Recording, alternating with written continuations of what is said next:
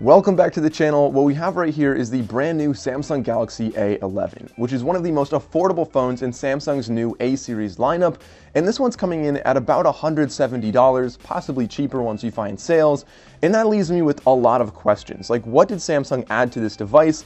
What did they pull down from their flagship models that trickled down into the more affordable ones? What did they cut out? And how well did this phone actually work for $170? Now, we'll be answering all of those questions in this video, and I want to break it down and show you guys some actual tests of the cameras, the microphones, the screen, and pretty much everything you would want to know so you can decide for yourself if this is actually the right phone for you to buy. Now, with that in mind, let's start off with a physical tour of this device, and I want to start off on the back side of this phone because it has a pretty interesting layout. So we're starting to see kind of a common theme with this entire phone is we're seeing a lot of the flagship features slowly start trickling down in one way or another. So we're seeing camera arrays. We're seeing 3 cameras on the back of much more affordable phones now. Now, starting with the back, like I said, we have 3 cameras on the top. I'll talk about them later on. We have a 13 megapixel wide angle sensor, we have a 5 megapixel ultra wide angle sensor, and then we have a 2 megapixel depth camera that you generally won't be using a whole lot, and I'll talk about that later on. Then next to that we have our flash, we have our fingerprint sensor, and I'll test out the accuracy and speed of the fingerprint sensor later on in the video as well. Below that we do not have wireless charging. It's something that would be nice to have, but honestly for this price point you can't be disappointed that they did not include that right on the back of this phone. Now on the bottom we have a USB Type-C charging port, which is something very exciting to see on more budget-friendly phones. Next to that we do have our speaker on the bottom, and on the other side we have one of our microphones. Going around the left side, we have our SIM tray right there, and if I pop that out, you'll see it's actually pretty interesting because it's not just a SIM tray. So you can see here that this phone is actually capable of dual SIM and expandable storage at the same time, which is something you don't even see in the flagship model. So most flagship phones will have either an eSIM and a physical SIM and then maybe expandable storage, or they'll have the potential to have either 2 SIMs or a SIM and a microSD card, because that second slot typically doubles as a one or the other kind of situation. So you can expand this up to 512 gigabytes. The phone by default comes with 32 gigabytes, which is okay, but if you want to have more storage for your photos or videos, you can go and spend like $25 and get maybe a 64 gigabyte SD card, and you're good for a really long time when you're taking photos and videos with this camera. Now, another thing about the camera I didn't mention before, it shoots 1080p at 30 frames per second, so it's not shooting 4K, which leads me to the processor in this phone. This is running a Snapdragon 450 series processor in here, which we'll see later on. I'll show you guys a speed test of this. It's definitely not nearly as snappy as some more expensive phones, and for its class, I would say it definitely matches the speed you would expect for around $170. On the top of this phone, we have the very exciting headphone jack. Honestly, I think a lot more people are definitely happy to have that option. On the right side, we have all of our buttons. So we have our volume rocker up and down. You can also take screenshots by pressing that and the side key at the same time. The button below that is called the side key. It's essentially your power button. So if you press it once, it'll turn your screen on or off. If you double press it, it can either open the app of your choice, it can open Bixby, or it can open the camera. I have it set to open the camera. It's very quick, very convenient. If you triple press that, you can have an SOS go out to an emergency contact if you enable that. And if you press and hold it, it can do one of 2 things. You can either open up Bixby or you can power your phone off. Finally, getting to the front of this phone, we have the very large 6.4-inch display. This is 720 by 1560, is an LCD display, which is honestly not the highest resolution you'll see out there, but if anything, that should probably be pretty good for the battery. The battery on this phone is 4,000 milliamp hours, and talk about how long that was lasting me, but having that slightly lower resolution screen, having 60 Hertz on here, should be helping your battery quite a bit. On the top left, you'll see this is another thing that's really trickling down from the flagship phones.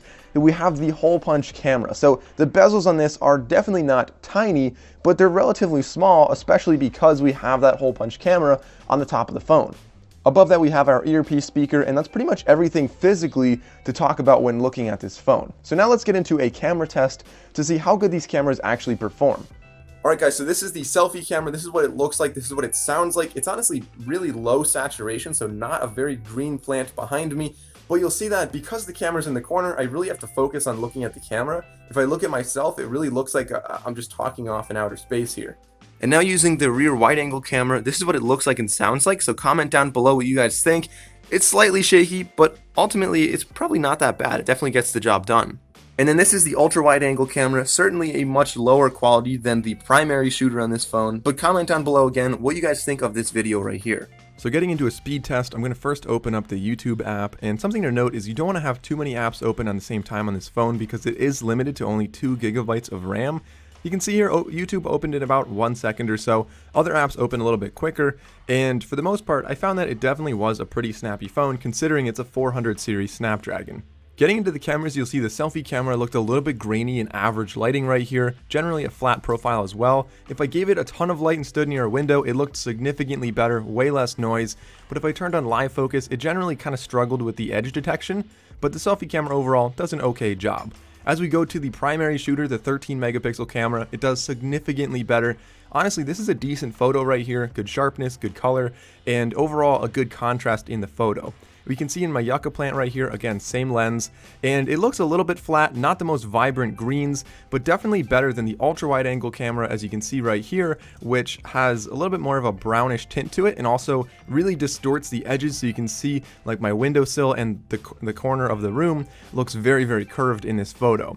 As we go to pictures of people, you can see right here the primary shooter did a pretty good job. It did a lot of softening on my face and hair, and skin tones were a little bit off, but for the most part, I was pretty impressed. The ultra wide angle, I was actually surprised that the skin tones on this one also looked pretty good. Definitely a little bit more on the brown side, so for me I just look a little more tan. I don't think that's bad for me, but different skin tones may have different effects here.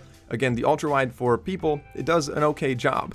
As we get into live focus, I think this actually did an excellent job, mostly because it has that depth sensing camera.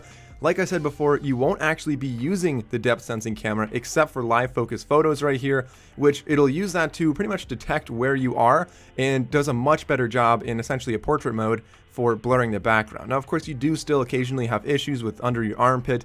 Maybe it'll be a little bubble of clarity, but it did an okay job overall. Now, night photos with this camera, I would say that the primary shooter does an okay job, although there is no night mode. You can get a third-party app to make that better, but the ultra-wide angle definitely struggled a lot because it is such a small sensor, and also you can tell 5 megapixels, you can see the grain or the lack of detail in all of the photos with this camera, and especially with the low-light photos, because it really is struggling when you don't give it a ton of light. So getting into the fingerprint testing right now, I'll just put my finger on the back on the sensor in 3, 2, 1. And you can see it signs in about half a second, so it does a decent job. Pretty much as soon as I put my finger on, turn the phone around, it signs in very, very quickly. And I do say that the fingerprint sensor does a good job on this phone overall. Now, the face unlock, on the other hand, also unlocks very, very quickly. So you can see as soon as I look at it, it clicks, it unlocks, maybe a total of half a second or 1 second. But this is definitely less secure of the two unlocks because at the top you can see it doesn't have any infrared technology. It only uses the camera to unlock. So it's definitely a little bit less secure than other face unlocks out on the market. For my testing of this phone with a 4000 milliamp hour battery, it should easily be lasting 1 day very comfortably, and for most people, probably even 2 days. So the first 6.5 hours of today, I went from 100% down to 80%, and that's with 1.5 hours of screen time. So I'll easily be getting through the rest of today and probably tomorrow as well with normal use. So now for a quick speaker and screen test right here, I'm gonna hit play and see how this looks. So the colors actually look pretty good right there, and it's definitely bright enough. The speakers are a little bit quiet though.